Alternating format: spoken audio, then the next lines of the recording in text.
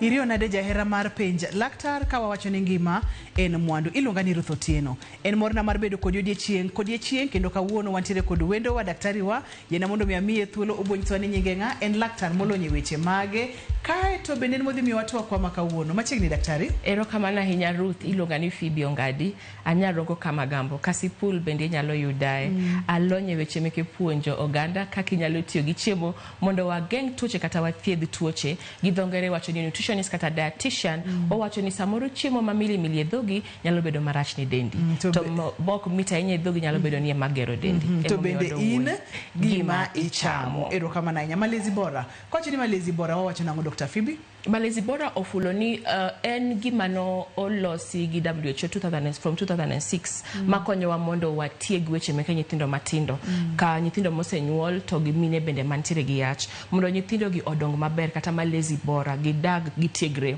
maber. Koro malezi bora en ga ong'iyo ga kidienje abich. Mokwongo ong'iyo gimiluongo ni promotion of exclusive breastfeeding ofulo ni tiego wach mar nyithindo madhoth dweche auchiel ma ok omigi gimoro amora. Oseyud ni nyithindo mago ko bedo gi development maber meke cognitive kendo bende physical development kendo gi dak maber e anyuola. Mar ariyo malezi bora wang'iyo gimiluongo ni complementary feeding. Ni nyathini kosechopo dweche auchiel en chiemo mage mimiye to kendo chiemo mimiye go gibed nutritious osebedo kwacho ni the 10 groups of food nyaka ocham gi malongo mondo odong maber.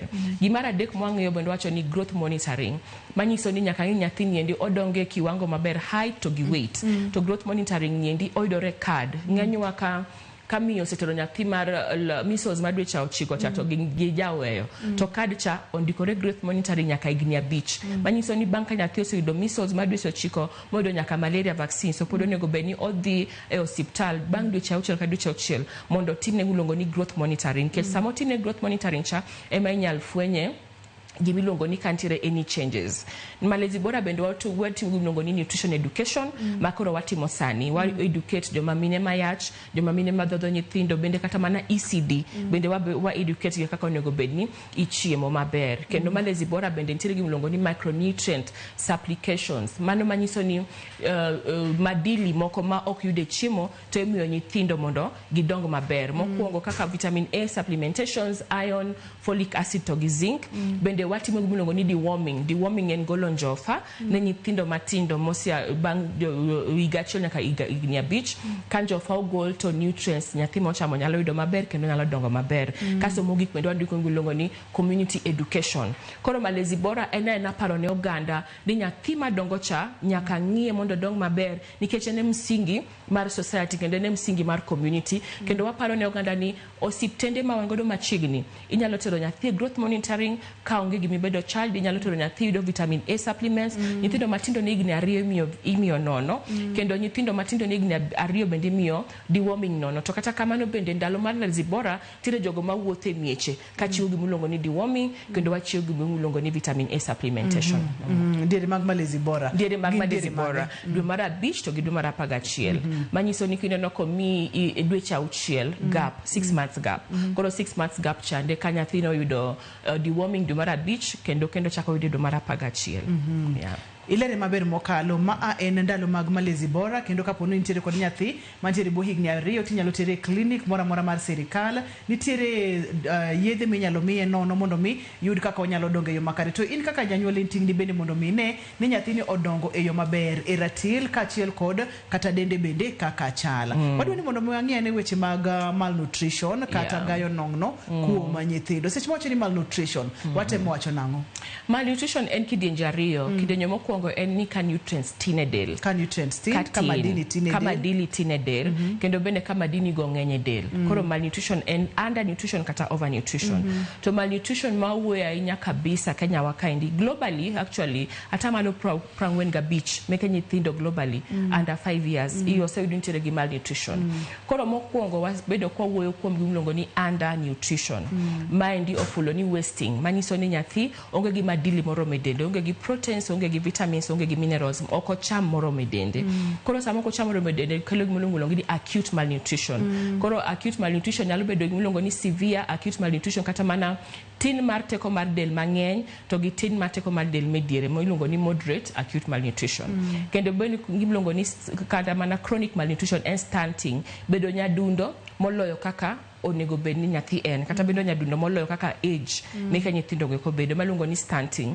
kendo stunting ni osebedo kwa wuoyo ahinya ni en the first 1000 days ema nyalo correcte banka nyathi osebedo nyadundo moloyo kaka onego bedi kosekalo higni 2 to koro ok onyal bedo corrected gi nutrition koro before 2 years the first 1000 days nyaka wang'i makare mondo nyathini obed corrected mani luongo ni chronic malnutrition kendo nitiere gimluongo ni underweight koro o combine chronic kendo o combine wasting nyathino nyadundo moloyo kaka en to bende otin moloyo kaka the age group N. Koro kaka wakete picha wakanyero normal nutrition tire wasting ma and low weight for height kata mana stunting underweight bende low weight for age. Kase bende tire gimilongo ni now overnutrition kata mana obesity to ng'enyne waonge kode ahinya e nyanza wakocha. Koro kwa ng'iyo statistics kata mana kwano stunting ni ema bedo mang'eny ahinya nyithindo thirno 26% kata mana nyithindo ma nyanza 26% e Kenya ene mong'eny ahinya to kendo yudo ni kane miyo othirno to embe koro bro nyolo nyithindo ma othirno mane kaka malnutrition is very important mondo bed corrected e nyithindo madongo bed corrected e jomine mamiyo ngama miyo ma ogamo ich kind underweight highly likely odhi nyolo nyathi bende mabedo underweight to bende kane obedo underweight koting bang'e yudo ka koro rateke mar dende bende bedo piny emomiyo malezi bora menyo nyithindo matindo ne higni 5 malezi bora menyo miyo man gi ich nikech giting'o future mar nyathino koro stunting no bede mamalo ka kuom starting 26% jiothirno ma nyithindo mothirno kaso bang stunting no koro wayudo underweight ma is around 11% kaso bende ntiere ma 4% koro ng'enyne en stunting to stunting mokwongo ikelo nikech poor choices mar chiemo bang ka nyathi osewe dhoth to kendo bende ikelo ne nyithindo ma ok dhodh mang'eny maber e dweche 6 mokwongo maonge chiemo moro amora mimedogo. Mano twak ma serious nyakwara Mugia Jwang iwinjo wechego ni samoro nyalo bedo ni nitiere kod ratil matin kaka ng'ama miyo seche ma imako ich to ma abro keti thuolo mamalo mar nyuolo nyathi mantiere kod ratil mapiny kaito bende samoro no kidonge yo makare kaka ng'ama miyo nikech achiel 2 3 thuolo ni malo mokalo ni in bende mori nyalo nyuolo nyathi ma ok donge yo makare manyalo wacho ni othirno ma bende antiere gik ma itimo sani manyalo miyo ngima nyathi makinye nyalo bedo kod chandruok nwang'yo kacha statistics kaka kwana chal e gwenge wa mag Kaluo magi gwenge mage en Nyanza kwa kata cross kwa nyo Homa Bay, Siaya, Kisumu, Migori koso gipogore kotendre kod gwenge gipogore tendre kod gwenge ka wang'iyo Nyanza general malnutrition to kwan maracha inya one around 2.6% ki compare gi Kitui ki compare gi North Eastern kuonde mantiere gilongo ni drought kata mana tuo mar piny to kata kamano Nyanza nyithindo ma under 5 malnutrition pod cause one is the highest cause of mortality momiyo nyithindo ma tho mang'eny yo Nyanza wa mano malnutrition mano according to Kisumu County government statistics koro mano stunting kata mana Nyanza be poden high and 26% 23-25% bende mana kako compared to the other sections of the country lakini general malnutrition one around 2% one the second lowest rates make malnutrition ki compare gi gwenge mamoko mayudo gimilongo ni adverse climate changes kamano dayo nang no kuom nyithindo weche mag malnutrition e dwe malezi bora mabende wang'yo kacha chiemo makare ngima makare kuom mine mapek achiel kod nyithindo mantiere buo higni 5 wacho kacha ni weche mag thoe bende nyalo biro mang'eny kotenore kod weche mag malnutrition kapok adonje weche mag thoe moro wang'iyane gigo manyalo miyo nyathi nyalo bedo malnourished kuom ranyisi ni wacho kacha ni wantiere kod kidienje 2 kata types 2 to wadwa ni mondo wang'iyane ka nyathi osewe dhoth mar tok dweche 6 cha ni wacho kacha ni food choices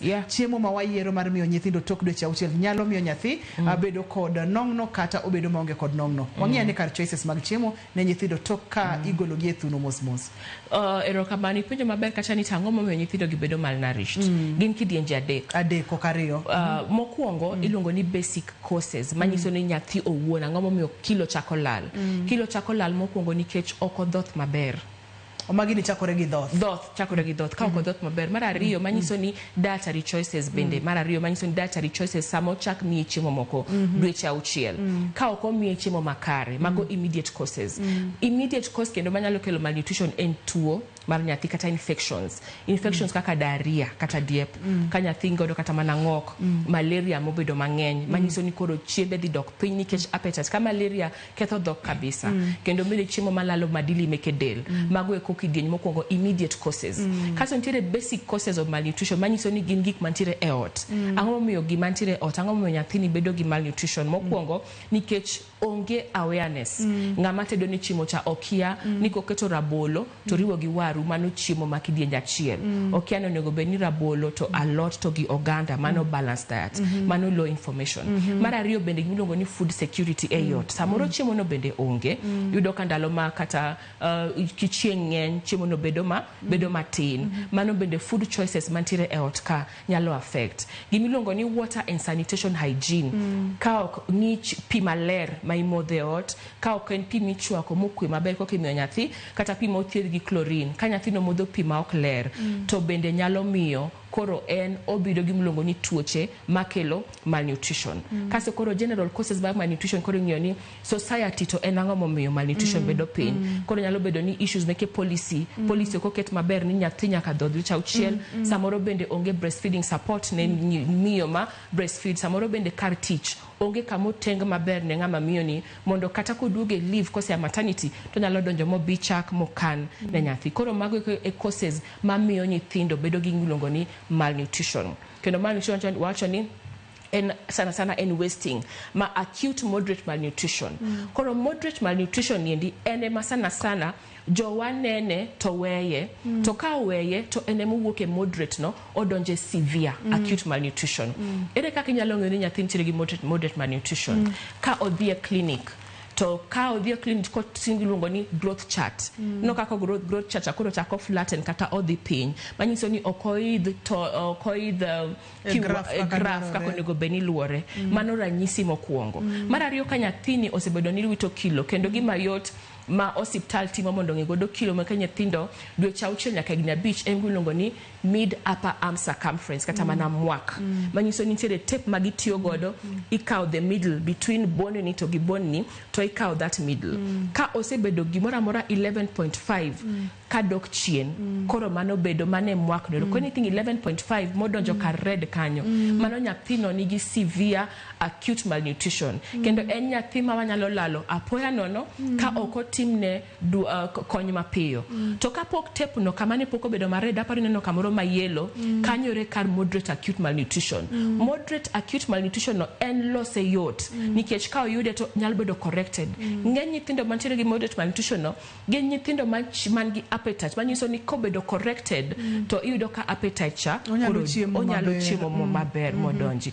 koro emo miwacho ni kineno ka nyathi osechako wito kilo kikiling samoro kimiye nyuka no ok bi correct ber ka odhi hospital mondo mi gimiluongo ni therapeutic food 11.5 ogore maber mokalo koro jatich hospital cow the middle of this bone and this bone koro mid upper arm circumference to itime ka nyathi oketo bade piny koro 11.5 kama red no mano danger zone koro danger zone ka indi koyud ka nyathi ma kamano okonego weye odog dala ka okoyudo management ka nyathi ma kiketo ne gimoro dhoge to okocham to mano nyathi ma bedo admitted madonje ward kodonje ward idhi team electrolyte imbalance repair igo hypothermia repair dehydration repair itimo ne gik mang'eny nikech sano iyudo ka nyathi kata yuak onge gi teko mar yuak ene gimiluongo ni reductive adaptation dende oling pi mondo gik matin medende kaima mondo konye mondo survive ng'eny gi wawito gi kata mane waiting area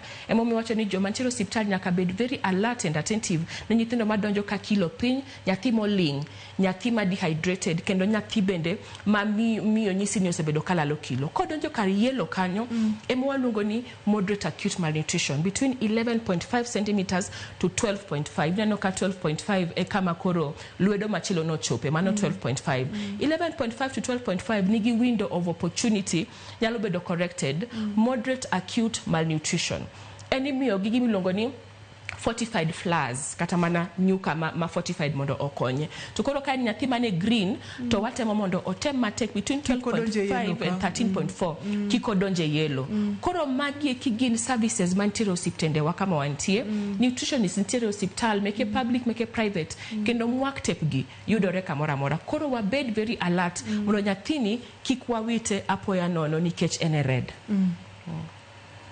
gin gigo ma inyalo tim, gin gigo ma inyalo fweny, gin gigo ma inuon kaka janyuol inyalo fwenyo mapiyo piyo nikech ibro neno kaka nyathini chala. En nyathi ma yande chiemo maber ineno ka chiembe odok piny. Samoro en yande entiere kod del ma otegno kata momakore maber ineno ka ratil chako dok piny. En nyathi ma yande chapni ineno ka nyathini chako lingalinga. Debede ni entiere kod chandruok kitere osiptal inyisi nango gimonyisi no nyakora moga jwang ber kikaw kang mapiyo piyo nikech daktari wacho ni wanyalo wito nyithindo gi apoya nono kata line kamibede kamirito thiethno to kata ngima chielo onego beni wawito waka uyweyo to seche moka uyweyo ni yeno mondo mi wapar ni nyalo no ote machuo kata SMS namba mar SMS en 23600 mondo mi kagwa duogo to achako kod penjo gi kato wadhi nyime omiyo kikidhi mabor kata matin kikisudi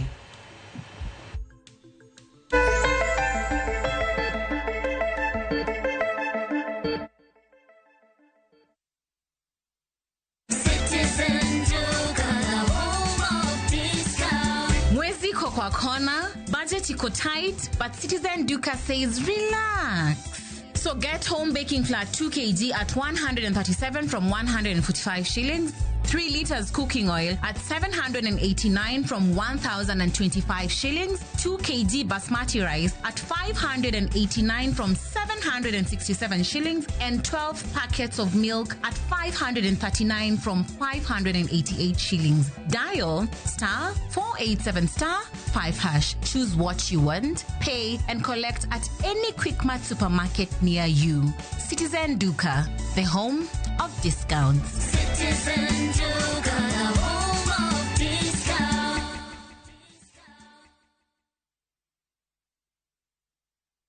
Royal Mabati Factory Limited, dukani achiel kende miyude rang'iny mamalo magoyo itado makare. Yud offers ma wan godo ka ichulo atamalo 40 iyud mwandu molosi chieng'no. Yue mos dala ka wakelo ni nono maonge chudo nyaka e dhot. Gochnwa e 0722 638 838. Tim order kokalo e www.royalmabati.com. Weche kod chike mantie nyakalo.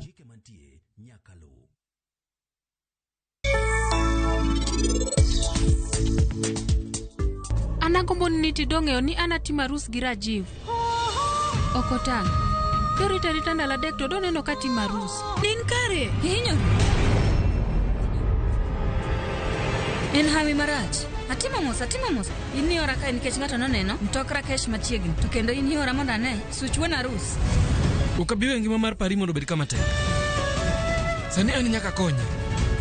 Nyaka dhi koma entie.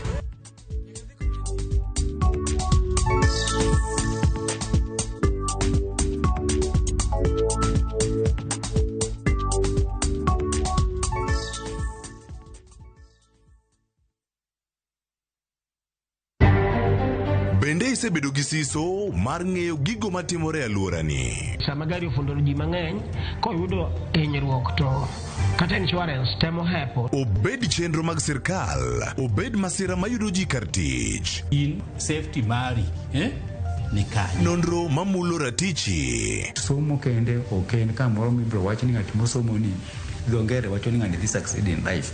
Wuok tich ka wuok tich. Iro curriculum design uchinj e chenro mar rameny piny saa 1:30 otieno. Wan oganda luo nyaka wakoro waneni to be wanyalo bedo gi kembni. Nyise oganda jo Kenya gimonjo be ni giwinjo kuomi. Ka ikelo ni gi Lydia Okeyo. Nyakoro mbajo ng'ato ak mar rameny piny. Chick bye.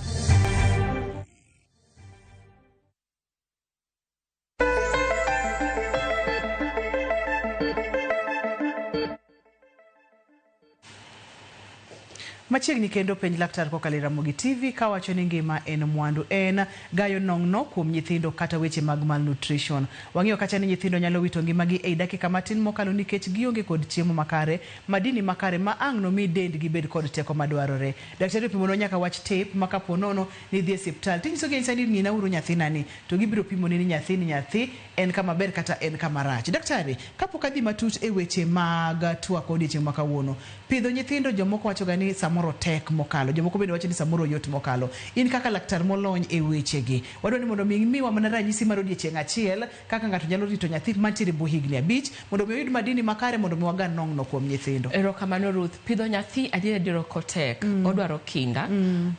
To kendo ka iyude right, nikech ing'eni wasebedo kwa puonjore ni the first 1,000 days window of opportunity ndalo 1,000 mokuongo is very important. Mano optingo nyaka sama miyo ni yach, sama nyathi donje iye. Ema koro ka okikore to koro nyathi bedo jadundo, nyathi bedo malnourished. Koro kako dongo to beda nyadundo to samoro no konego beni en nyadundo. Koro gimokuongo nyaka wanene nyathini ochamo kidienje mopogore meke chiemo madwarore.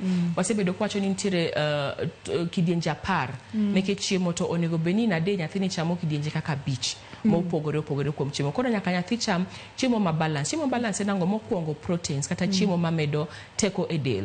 Maendi e chiemo machando kabisa nyithindo maja igni 5 matin kata mana iga chiel less than 1 year. Yudo ka ng'enygi jonyuol ok mi nyithindo mantiere gi chiemo mantiere gi proteins. To kata komiye proteins yudo ka iga chiel gi nus imiye kuon to gi soup moro mar oganda kata kuon gi soup mar ringo kata soup omena. To iwe omena wuon mantiere gi calcium, omega 3 fatty acids mantiere gi proteins madongo del. Iweyo ringo cha mantiere gi iron mantiere kendo manyalo tekore dend. Kendo bende giboro ni green leafy vegetables be ng'eny nyithindo ok yud alode. To kendo wacho ni alode bende oting'o gimilongo ni antioxidants. Antioxidants gikonyo nyathini mondo oger immunity. Ka ogero immunity maber eka koro tuoche moko mwasebedo kwacho ni pneumonia, diarrhea, malaria ok donje dende mayot, nikech tuoche go donje dende mayot to gin gilalo madini through diarrhea, through vomiting, through fever, gilalo madini mantiere del. Koro nyaka wanene nyathi ochamo kidienje mopogore. Koro ka nyathi kaka ni wapuonjore chieng' cha nyathi ma jegni 2 kochiego kinyi to ber ka oyudo nyuka. To nowacho ni nyuka ni en nyuka mane? En nyuka ma mopoto madong' e kijiko. Inyalo tuom gi kijiko to dong'. Nikech ka obedo nyuka ma pi ahinya to samoro bende nyathi pod tin. Koro kimiye pi to dhi pong'. Kosepong' kamano to onge gimoro amora kendo monyalo chamo. Kendo nyuka ni wasebedo kwacho ni obed fortified kata obed omeden madili moko. Koro nyalo kete simsim, nyalo rego godo nyuka cha, nyalo rego gi pumpkin seeds, bende nyalo kata mana riwo gi gimlongo ni peanut butter. Sana ka nyathi ma onge gi allergy. Peanut butter chalo njugu moregi ilose nyuka cha to omadho. Koro komadho kamano to dhi geng'o ne iye. Koro kendo wasebedo kwacho ni kijo miyo nyathi chak to kik tedgi ei nyuka cha. Chak chwake gi nyuka nikech gin gi calcium madhi bind to iron mantiere nyuka. Koro bedo matek mondo nyathi nyo access iron. Sa 4 nyalo madho chak mopoto kata nyalo chamo fruit. Sama chamo fruit cha oloso gut microbiota. Mwasebedo kwa wuoyo ni gut health kata mana health mar ombich determine health mar obwongo, health mar dend nyathi. Koro ko chamo matunda sa 4 nyalo miyo matunda kata mana muri kata mana apoyo monywas matin. Kiji kachiel kata riyo rome nyalo keto gi avocado bende mantiere gi omega 3 fatty acids gi zinc gi magnesium makonyo nyathini mondo dong maber. To kochopo sama koro chamo lunch ka nyathi mosenjako chiemo to ineno ni kain protein to iketo ganda kata dengu, iketo kata mana rech matin to rech yot chamo nikech kosechiek tigolo gola gi lweti to iriwe chiemo. To kain ringo kosechwakore pod igolo gi lweti tiriwo. Ichwako mayom tiriwo gi lweti. To kain oganda koro ber zaidi nikech bedo mayom. Mano ndo koro nyalo chamo. Koro ka wang'iyo kidienje go sa 10 kendo chako yudo matunda kata mano yudo sweet potato molos maber kata budho molos maber to nywasne to madho kata mana gi chak. Kendo angsa in the evening ochamo mana matin. Wasebedo kwa puonjore nyathi michak michiemo to chauchiel tich gi yot kichamo chiemo matin. Kijiko 2 maduong' oserome gi breastfeeding mapod miye nutrients. Kako medo doge kaka kijiko cha medore mochop nus kikombe kako ren around iga chiel gi nus. Makoro chak chamo chiemo mak jomoko. Koro en giminyalo timo. Waweyo sukari waweyo waweyo soda, waweyo peremende, nikech magi gimiluongo ni appetite suppressors mabiro kelo malnutrition.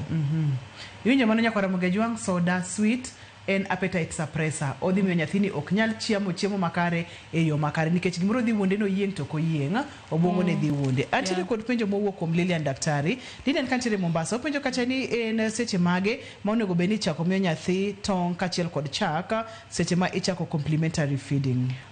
Erokamano iluongo ni Lilian kantiere Mombasa. Thank you. Erokamano Lilian.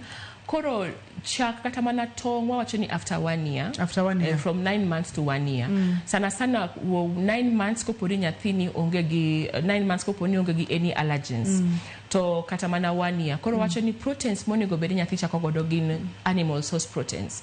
Obed dengu, obed lentils, obed minji. To kochopo dweche 9 kadhi 10 to koro animal source proteins nyalo chako donjo kaka chak, tong' and all that. Koro ji mang'eny oluoro ga tong', to tong' ni pod en gi madili, en tire gi nutrients, en gi proteins, en gi amino acids madhi konyo nyathini brain development. Koro gimitimo ga gi proteins en ni Lilian ichiwo chiemo achiel ti observe 3 days. Kiketo chiemo manyien kuom nyathi timiye ndalo moko adek ki observe. Nitiere aruodhi moko mabiro koso nyathini koro bedo gi symptoms kaka runny nose, some flu-like symptoms. Koro kimiye mano ero to i observe to animal proteins from 9 months onego bed ni nyathino chamo. The other proteins from 7-8 months onego bed no chako chamo dengu, olayo, minji to gi makamago. Namba mar SMS en 3 daktari wadwa ni mondo mwang'e ni gino matimore e dend nyathi seche makoro osechako bedo kod malnutrition. Wadwa chaka kod dende ma ineno kama kato wang'iyo organs ge kato wang'iyo obwongo ne gima timore e system nyathi seche moko yud chiemo makare. Mokwongo matimore system nyathi en ni koro o break down the fats into muscles. Koro manyiso ni fat and muscles ema koro break down emo konyorego. Koro sama manyiso ni del ok yud madili. Koro del ka gima chamo the fats and the muscles. Koro sama amo chako chamo fat and muscles ema koro wasting chako donjo. Ratil koro dhi piny nikech koro ok oyud gima external manyalo build the muscles. Koro mano gimokwongo matimore ka malnutrition odonjo. Samoro bende ka malnutrition donjo nitie gimiluongo ni fluid accumulation kata mana edema. Koro yudo ka luet nyathi luede ne kaendi to gitiende ne bedo mokuot to kodi kama to dong'iye matin. Manero bende a form of severe malnutrition miluongo ni kwashako. Ng'enyne ineno ga gi nyithindo meke kwashako. Mano bende timore. Moro bende nitiere miluongo ni cognitive development, brain development. Koro nyithindo gi dongo mos e obwongo. Iyudo ka kata ka school koro gidhi mos, performance ok ber ahinya, gik makamago nikech brain development. Koro kaka picha wano wacho picha mara dio miluongo ni marasmus niendi en koro the body break down the fat and the muscles. Koro nyithindo ng'eny gi yudo ka en choke ribs obedo obiro oko kaso bende wiye betin, wiye ok ng'eny ahinya, muscle mass bende lal to ng'eny gi gin gi appetite moromo maber to ka onge appetite kaka nowacho koro mano nyathi mikete admission. Kaso meke kwashakoni bende iluongo ni a form of severe malnutrition to en gin appetite samoro gionge godoga maber. Koro embo nego bed managed mondo okongi maber. Koro 2 types of malnutrition, either severe acute malnutrition kata moderate acute malnutrition. Koro mano bende organs moko bende dhika slow down. Emo mineno ka koro nyathi mabedo managed severe malnutrition koro nyaka tingi iluongo ni electrolyte imbalance, electrolyte correction. Kasi kendo nyaka tim ni gimlongo ni rehydration manyiso ni pio lale dende te. Nyaka ting longo ni hypothermia correction manyiso ni kata mana liet mar dend bende dok piny. Nyaka ting longo ni hypoglycemia correction, sukari bende dok piny kabisa. Manyiso ni most of the systems koro dok piny mondo nyathini odongi gima ting teko matin monyalo bedo godo mondo survive. Obed mangima. Koro malnutrition affects all organs. Koro affect growth or affect development or affect obwongo or affect bende kata mana ratek mar del mar nyathi matin. Maseche ma en malnourished kama ato tuoche bende yot mondo mi ogoe, ato seche ma tuoche ogoe kama ato yot mondo mi owit ngimane. Nikech gimlongo ni immunity koro dok piny. Koro immunity koro dok piny to tuoche donjo mayot kaso bende nutrient loss. Samoro kochal kama to en gi tuoche moko diarrhea ma bende pod medo madili ng'eny madili mondo omed lale del. Imulo kata weche mag diep kata diarrhea munna kanyo matin kod kaka omedo hinyo nyathini. Omedo hinyo nyathini nikech diep kod diarrhea ng'eny gi kelo gimlongo ni water and sanitation hygiene. Manyiso ni chiemo ma nyathi chamo kata mana pi ma nyathi modho ka ok ler, ka otingo parasites parasites so nyalo miye obedo gi diarrhea to bedo gi vomiting. Koro diarrhea no nikech bende pok gut ne otegore maber oko absorb nutrients kendo matin madino yudo ka be pod lal nikech gikalo through diarrhea. Matin madino yudo ka be pod lal nikech gikalo through vomiting. Koro momiyo wacho ni diarrhea and vomiting immediate cause of malnutrition kaka ne wawachecha mokwongo en food intake casto infections kodonjo to nyathi matin nyalo bedo gi gimluongo ni malnutrition. Dr. Phoebe kwang'io picha gi wantiere kod nyithindo ariyo ka wantiere kod nyathi mantiere kod marasmus wantiere kod nyathi mantiere kod kwashako. King'iya gi picha kama ang'ato nyalo wacho ni nyathi mantiere kod marasmus ni to nenore ka gima nyathi ni tuo gimomiyo inenena kaka dende chal. Kae to mar ariyo mar kwashako ni ere gima dhi nyiso ni nyathi ni tuo kata nyathi ni ntiere kod malnutrition. Debede ni kech kata wacho ni nyathi ni oyieng'a kwaneno kacha bulging abdomen. Daktari nyiswa mondo mi oganda waonge ni samoro nyalo ni nyathi okuot iwono yieng to kare nyathi ni tuo dwaro konyruok mapiyo piyo. Nyalo ni gi moon face kagi mineno ka gima face ni okuot nyathi ni ok ngima nyathi ni ntiere kod chandruok odwa ni mondo mi okonye. Erokamano momiyo wa encourage osiptende wa mwadhie osiptende mathiedho nyithindo lony nyathi nikech ka nyathi ni obiro to oume to sana kwashako en face ne oswell. Koro ka oking'iyo yie wiye malongo mineni samoro nengi brutal hair samoro min gi kata wuon gi oliele koko kelo hospital to ng'eny ne okinyal neno. Sama ng'ilonyo nyathi ibo neno ich mokuot no ibo neno idima mano wachocha samoro idime mokuodo dende to chalo ka gima en healthy to kwashako en severe acute malnutrition apoya nono gilal kendo with after a long time kwashako affects kata mana performance make school performance kar tugo cognitive development kata mana growth and development gibedo stunting to gido wasting. Koro ber kolo nyathi mondo ongi nyathi from head to toe. Koro marasmus ni yot ni kendo gujo kwashako nyathi man gi kwashako bende appetite most of the times onge go kiketo ne chieme dhoge to kodwa no cham nyathi ni already ni gi malnutrition most certain ma is already severe manyiso ni rateke mar malnutrition obedo malo. Koro kikwaling ka neno nyathi machal kama matugo to okuot moloyo kaka kawaida kata mana matugo to okodwa chiemo kata matugo to ka ineno ka okuot to ribs oduoko ko mano nyathi monego beni dhi hospital mondo miye gimluongo ni corrective nutrition. Kaso marasmus biro wacho ni two types either marasmus ma is stable mane nyal mich corrective nutrition to the ot to marasmus ma is not stable koro nyaka bede ward hospital. Ka uyueyo wayudo weche manyien machuo ka waduogo to wadhi online penjo duto te manyalo bedo godo mondo mi penj laktar nikech nyaka wayud kaka wanyalo konyore e oganda wa kachiel kod e gwenge wa kikisud kata matin.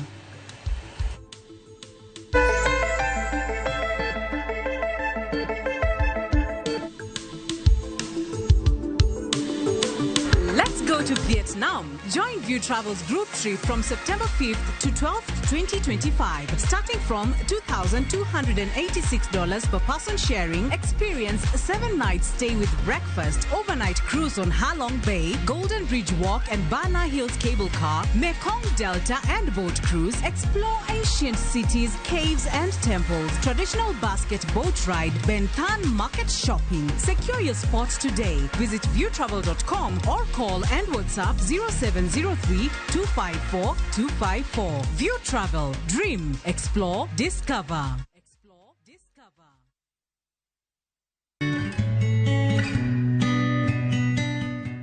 Ngima jalokre kuomo waduto e kinde mopogore opogore. En gima kare bedo ng'ama okare seche duto. Puonjri fwenyo ranyisi go kendo ng'e kinde monego yudie kony mondo inyagri kodgi. Wanyiso ni wadeo.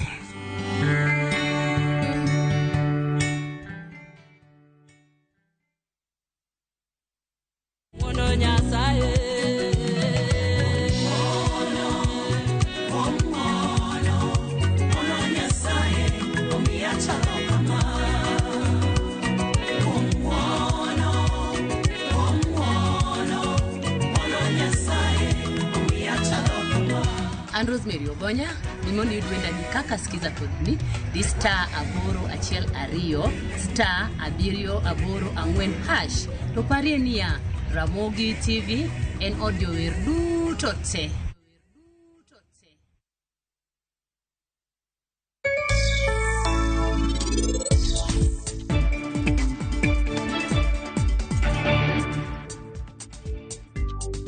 Nabiro kai eka muna wachinu ni wuode mara kesho la kayude keko mentie.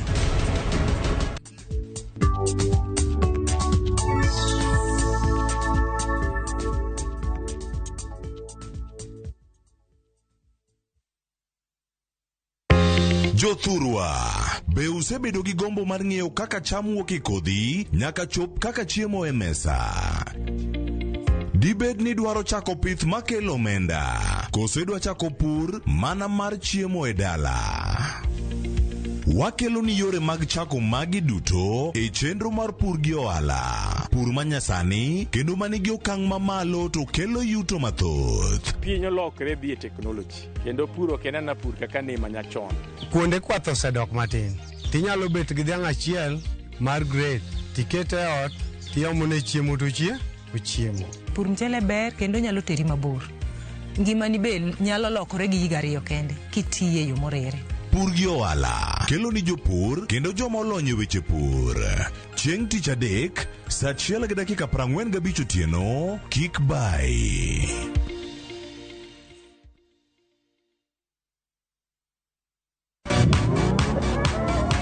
Pado manyien kod talanta manyien duto romo kamoro achiel. Chakre thum mag pinywa nyaka mag pinje maoko. Mae kinde maberie moloyo ma ji nyalo winjo thum mamit. Puonj jothum manyien kendo tim nyasi ne jothum muhero. Mae en ndiri mar jothum kod kit thumbe duto. Pado manyien wuok tich nyaka tich abich saa 5 onyango.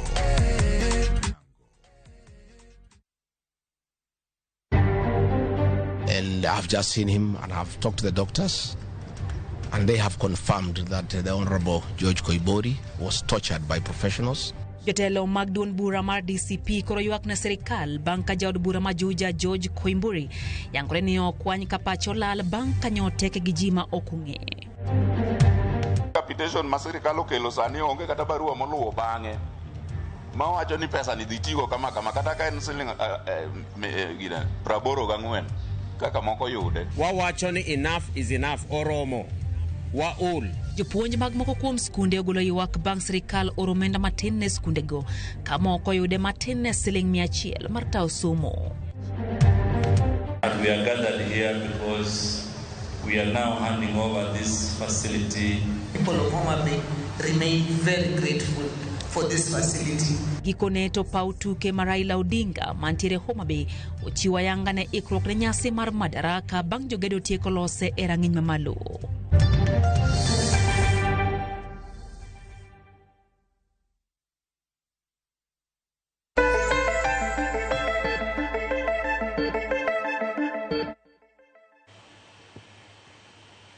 Gayo nong'no kuom nyithindo mane twak odiechieng' ma kawuono e dwe ma Lazy Bora, tiende ni en dwe moda ni oganda duto te ong'e kaka inyalo rito nyithindo gi bed kod ngima makare. First 1000 days, mano en ndalo 1000 mokwongo chakre seche momake nyathini. Kuom ndalo 1000 onego bed nitiere kaka odak kod kaka ochiemo. Waseyawo line penjo duto te ma inyalo bedo godo, inyalo go simu mondo mi ipenj laktar. Daktari nitiere kod penjo ka mowuok kuom Gilbert ka wuok Awendo. Wacho kacha ni omor mokalo gi puonj. Kata wacho kacha ni ere kosa minyalo yudi kuom nyathi ma min mare ok odhodho kata matin e ngimane duto. Gik mang'eny nyalo miyo nyithindo ok dhodhi chandruok nyalo bedo. Gik mang'eny nyalo miyo nyathi ok samoro bende onyuole ka janyuol onge.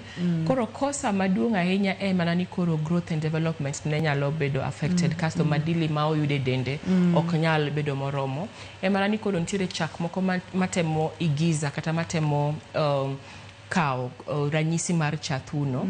Joma chon ndalo machon kana nyathi ma kamano ne ok odhoth to niriwo ne gi chak, dhiang' gi sukari to iriwo gi pi matin to noyud ni mano bende kelo malnutrition. Koro nyathi ma ok odhoth ma moko yudo chathuno kabisa nyalo mana yudo growth and development nyalo dok piny kaso bende emotional development ne kata mana riwruok maber mar paro nyalo bedo mapiny matin kaso bende nyathini nyalo yudo malnutrition. Malnutrition fulo ni either overnutrition kata undernutrition nikech thoth chak mi iriwo gi pi ng'eny gi gintiere gi mo mang'eny moloyo chak mar thuno koro nyathi nyalo bedo gi malnutrition. Koro bende nitiere nyithindo makata kaka anyalo kawo simu kata anyalo kawo. Hello, penj laktar. Hello, machiegni penj laktar. Wodi jaber. Oimore? Awinjore ahinya. Apenjo niya. Ing'e ni nitie nyithindo moko ma kwachako mako turu chamo lowo. To moko be nitie ma kwachako mako nikech imigi kuon monindo mar ojeni. Ibo yudo ka penjo niya. Samoro nyathi iriro kendo nyathi chiemo maber to kaka wan for example kundi ma sani kono tiyo oko. Iweyo jatich ei ot. Marito ni nyathi ta jatiji ni eri ni iwene chiemo gi kobedo bero gi nyathi to en mochamo ga to bugo ni nyathi chamo ga to gikone sa nyathi tino aka dende dia. Ang'o ma ere kaka ding'e wach man jatiji ni ochamo ga chiemo nyathi kata nomiyo nyathi chiemo. Erokamano. Erokamano ahinya. Okiwinje maber an nakwayo ni mondo mumeda duol matin e studio ka. Penjo mopenjo daktari en chamo lowo kuom nyithindo. Inyalo yudo ni nyathi ipidho apidha maber to chamo lowo. Bende chamo lowo ni nyalo kelo weche mag malnutrition. Kata wacho kata weche mag kwashako bende ni samoro miyo nyathi kuon monindo kod weche makamago bende iparoga ichich ni nyalo kelo malnutrition. Kaeto ne jonyuol ma samoro dhi e yore mopogore opogore mag menyo to weyo jogo makonyo gi chien gi nyithindo. Weche mo makare to nyathi dende dhi adhiya. Ochich ni samoro ng'at makonyo nyathi nitiere kaka en mokonyore gi chiemb nyathi inyalo konyo nyithindo gi aina e yore mag. Erokamano ahinya. Kachako gi mipenjo mar kwashako. Picha mane waneno cha nitiere kwashako nitiere marasmus. Marasmus en ka nyathi onge gi madili meke protein, energy and nutrients. To kwashako en ka nyathi ok yud proteins ma oromo. Manyiso ni nyathi nyalo bedo ni chamo mchele gi kuon, ochamo kata mana rabolo gi waru, ochamo carbohydrates kende. Sana nyithindo machamo carbohydrates lilo ma ok cham madili meke proteins gine magiyudo kwashako. Koro nyalo bedo ni kuon monindo cha to ka en carbohydrates sidho machamo carbohydrates kende. Samoro nyathi chamo carbohydrates kende kata chiemo medo teko kende nikech onge chiemo machielo. Ochamo marieba kende, rabuon kende, nyuka kende, moboki kende. Koro mano ero nyalo kelo gimiluongo ni kwashako.